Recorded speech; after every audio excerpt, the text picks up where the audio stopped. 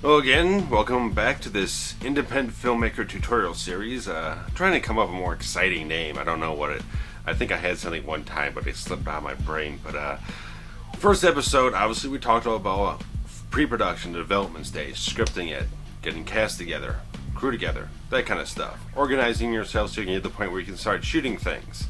But there's one more thing you have to do before you actually shoot something, is schedule it. Scheduling is a difficult process. There's a couple different things you have to keep in mind. Obviously, main thing as always, the big deciding factor is, do you have a budget or do you not have a budget? Are you paying people or are you not able to pay people? Because that creates a very different thing. If you're paying people, then it can be more, you can work with it as more of a priority for these people because they're going to put certain things aside so they can earn some money. But if you don't have a budget, if you're not able to pay people for their contributions to the project, you're going to have to deal with a lot. We're working around with a lot of different schedules because obviously if people have a regular job, they're going to have to put that at the top priority so they can pay their bills. Or if they're getting other acting jobs that are paid, they're going to put that as a higher priority. But it all depends on certain people. So some people will say, I've made this commitment to you. I'm going to put this as a certain top priority. I'm going to put that ahead of certain other things that come on down the line afterwards. So, but in general, if you don't have the money, which obviously is more my thing, you're going to have to deal with working around everyone's different schedules, especially your own. You got to start with your own schedule, see how that works out from week to week. Mine, it changes every week. The days I'm working, the hours I'm working change every week. So, I mean, if you're in a more stable situation, doing like a 9 to 5, Monday through Friday type of thing, that works out a little bit better, but it all depends on just what your schedule is to start out with, what you can work with, and then mold everything around everyone else's schedules.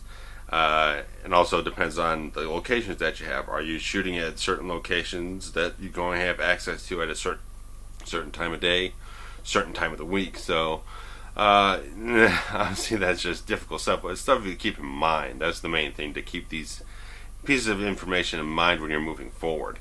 Deal with your own schedule first, see where your availability is, find out where everyone else's availability is, and figure out where these things interlock. And obviously keep people apprised. Most important thing is keep the communication lines open with people. Keep them updated on a regular basis. No matter what's happening, if things are stalling out, let people know things are stalling out so they can put their schedule together accordingly with everything else that's going on with their lives. And but if things are moving forward at a certain good pace, let people know we're developing things. This is when things are going to start happening. Or this is the start of shooting. And this is how long we plan to go. Obviously, usually you'll get some dates that have to be rescheduled, whether it's a last minute thing that comes up with someone, weather, whatever it is, life happens is what I say. Life happens, things happen. You deal with them. And that's the main thing you have to keep apprised of, is when you're doing schedules, a lot of things are going to change in life. Things are going to happen, things are going to come up, whatever it is, you just got to keep on top of the situation. That's the main thing. If you keep on top of the situation, you can manage it in a fairly decent way. So once you get things scheduled, the other thing to keep in mind with scheduling, because you're going to have crew call times and cast call times. Crew is very important because you want to give the crew enough time. They get there at a certain time, then they got to unload all the equipment. If you got a lot of crew or you don't have a lot of crew, most likely you're still going to have a certain amount of equipment, regardless of whether they have lights or whatever. You're going to have cameras, you're going to have hopefully microphones. I'll get to that later, but you'll have audio equipment, camera equipment. You're going to need a certain amount of time to set up with the crew.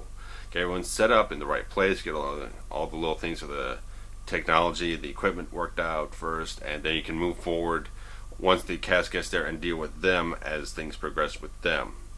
And so with the crew, you want to do bare minimum an hour. I would say a bare minimum of an hour, depending on what the complexities are with the shoot. Obviously, if you're dealing with a lot of lights, hour and a half to 2 hours at least. You want to give them at least that much time so they can get everything unloaded, carefully unpacked, set up, start moving things around, see how the environment reacts with the lighting that you're going to set up. So if you have a really good director of photography, he's going to deal with that stuff with his crew, his grips, his gaffers. Hopefully you get that appeal.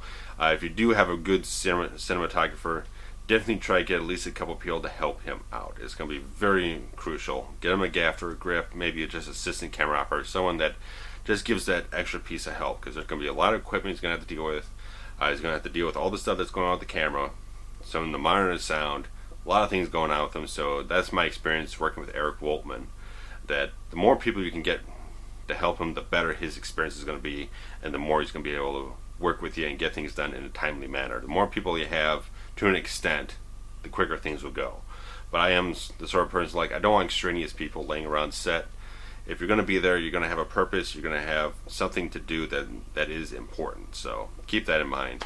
But moving forward, once you get all that scheduling stuff done, you know how much time to take with the cinematographer, the crew, all that kind of stuff. You got to get to the point where you're doing some location scouting, setting up shot lists, rehearsals. That's another thing before you actually get to the shoot. When you're doing location scouts, obviously you got to figure out where you're going to shoot things. If you can have the DP there at the time that you're scouting things, especially if it's an indoor place, again, with lighting, stuff like that, you can figure out how he's going to work things out. You're pretty much creating a shot list for him if you have him there while you're kind of figuring out how everything's going to work out in the environment. And if you can definitely get a shot list together, just figure out what kind of shots you want, how many of them, what kind of setups you want. Just break it down as best possible, and you can give it to the crew ahead of time or on the day. Either way works fine. They're not really going to be able to do much with a shot list until they're there in the environment, but whatever the case is, they got a shot list. They know what's happening, what shots you need to make.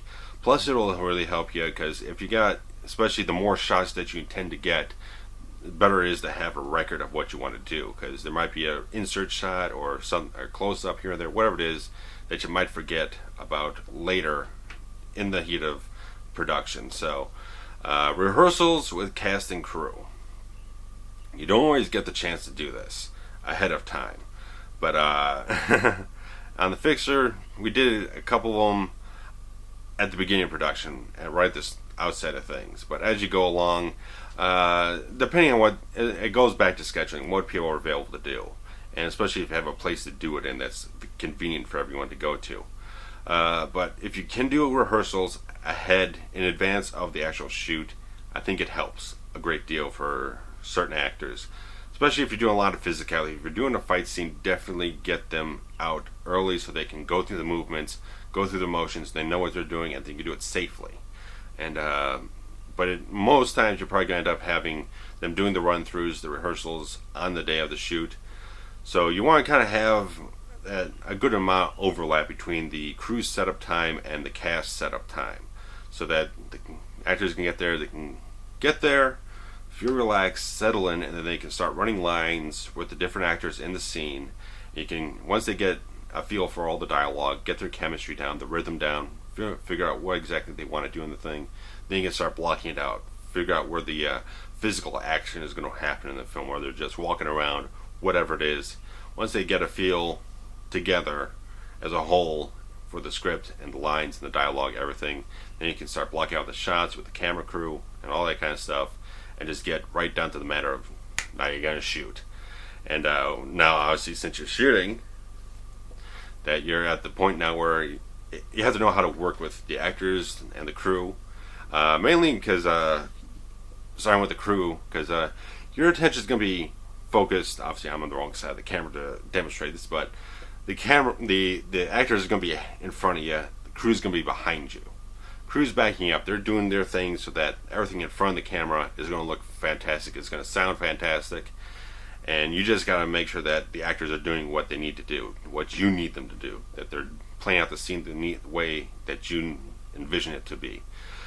So when you're dealing with the actors, like I said in the first thing, they're going to have a certain amount of questions. They're going to ask you a certain amount of questions, and it's not them questioning the validity or the quality of what has been written, whether you wrote it, someone else wrote it.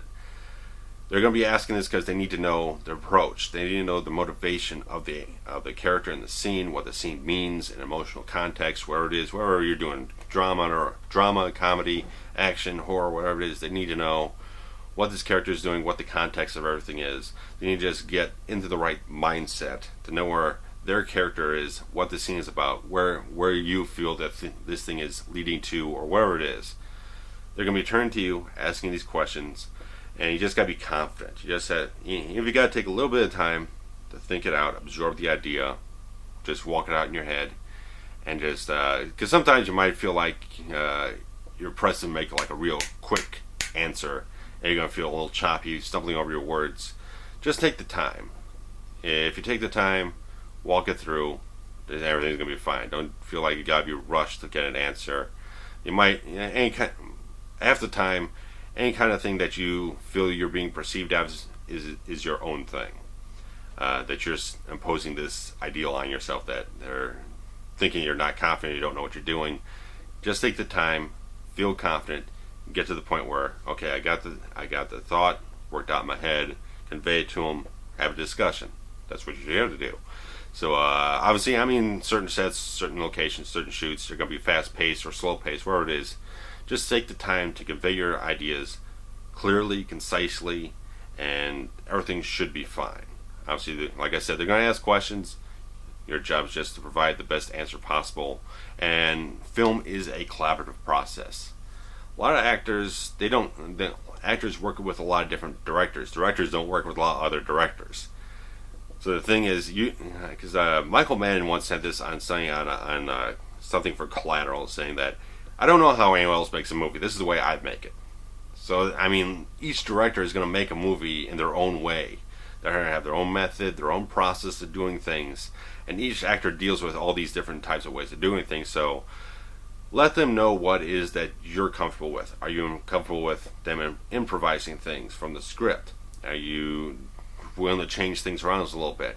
Let them know how open you are to that certain thing, because some directors, like Kevin Smith, you just do what it is that I wrote on the page. I don't want you to improvise anything, just do what it is that's on the page.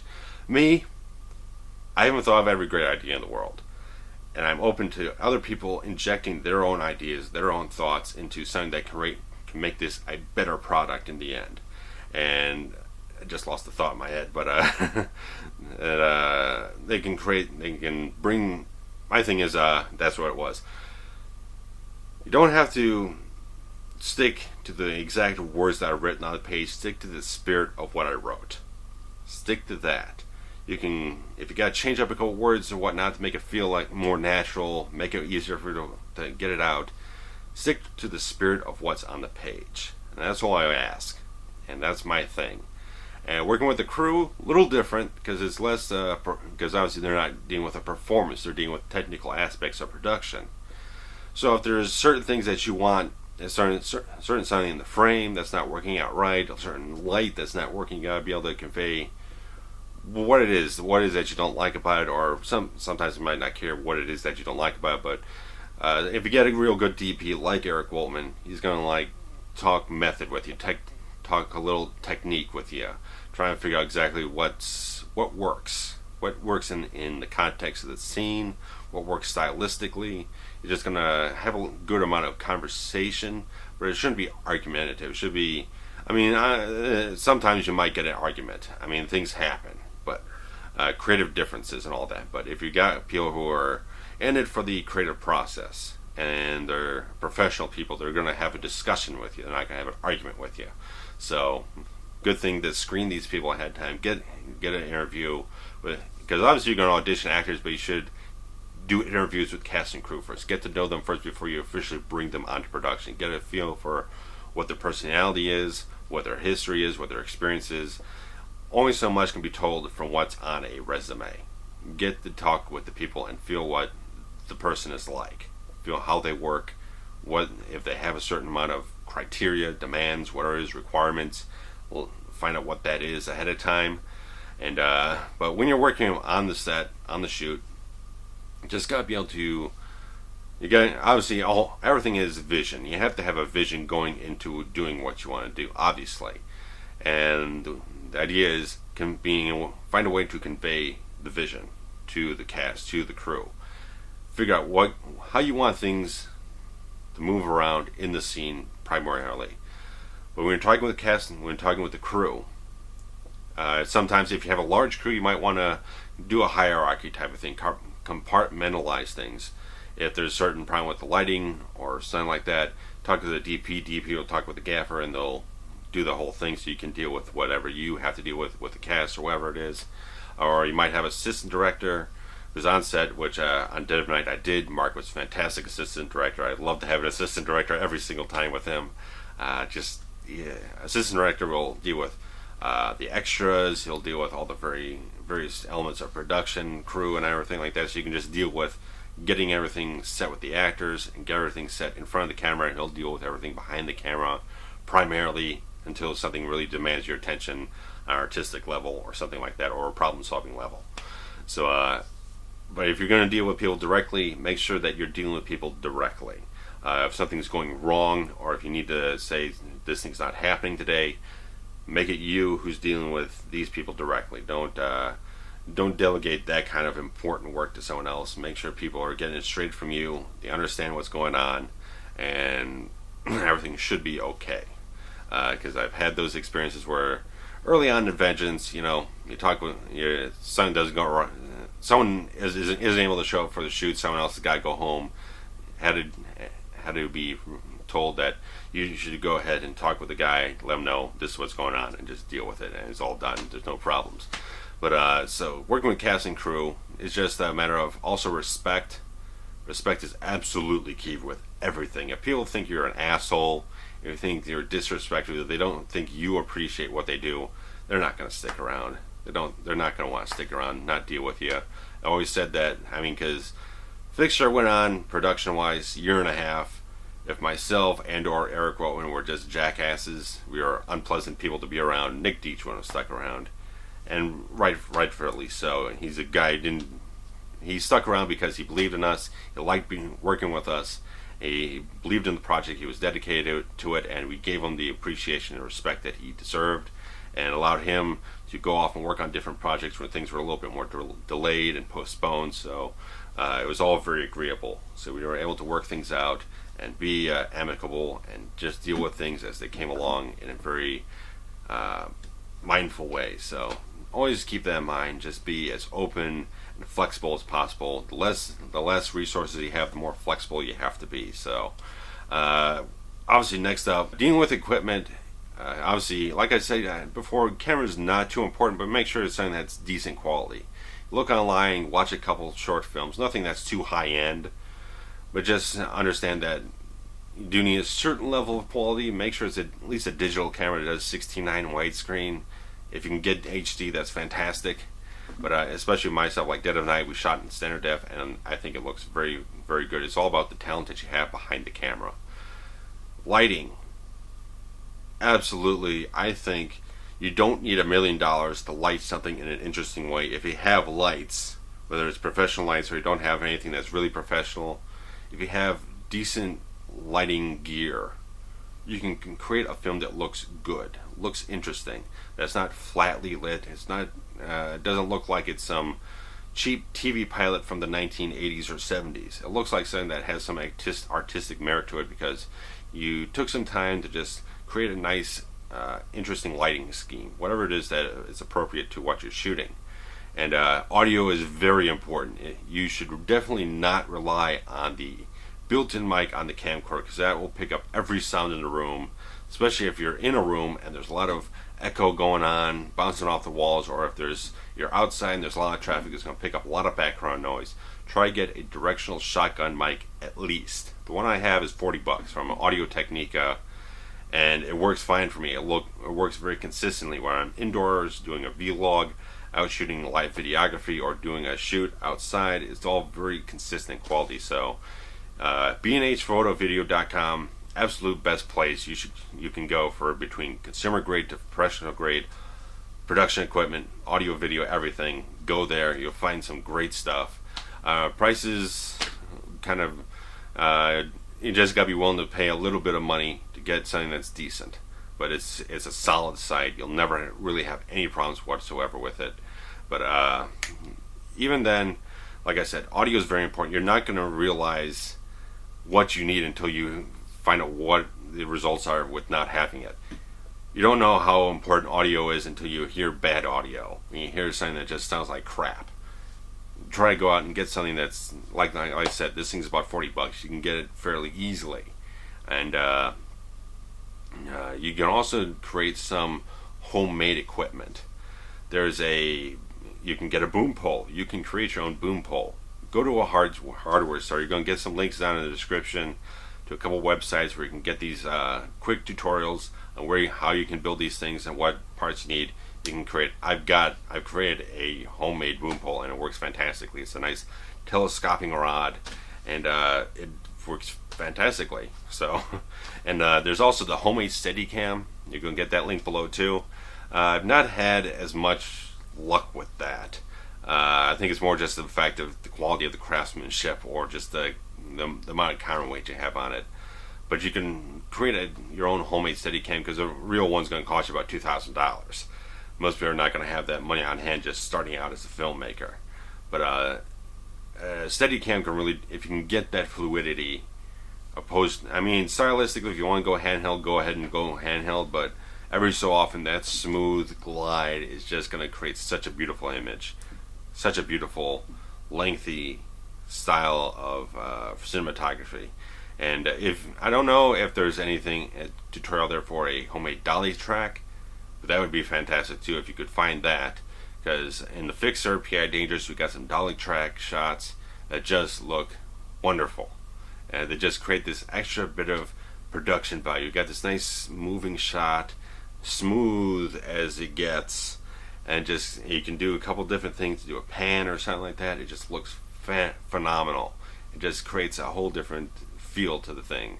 It really helps instead of just a point and shoot stuff or doing a little bit more rough handheld stuff. You can get a couple smooth shots in there like that. I think it really does a good amount of thing to boost the production value. And like I said, audio and lights, very, very important. I mean, if you don't have professional lighting gear, you can, again, hardware store, you can get some floodlights, you can get some various things here and there that can give you at least enough exposure on the camera to make it look good. Not all dark and grainy, doesn't look like crap. Honestly, I've had some stuff that looks underlit, underexposed, partly intentionally, but regardless of the fact, if you're doing something, try to get a couple floodlights, something that just something is better than nothing. That's the thing. If you don't have thousands of dollars for professional lighting gear, at least go to the local hardware store, pick up a couple floodlights, whatever it is, and make sure they're a good amount of wattage that you can pump through there, and keep there'll be one more link below from neonharbor.com, the new production company from the award-winning Egg Glazer. He does great stuff, very, very vibrant, very fun type of productions. And he put together a list of 25 things you should have in your production gear bag. But the most important thing I would say is get as many batteries as you possibly can. Everything from the microphone, make sure that you got the charger for the camera, because I had that once where I forgot the charger and the battery died before the end where you actually got everything shot. So make sure batteries. Make sure you got plenty of batteries.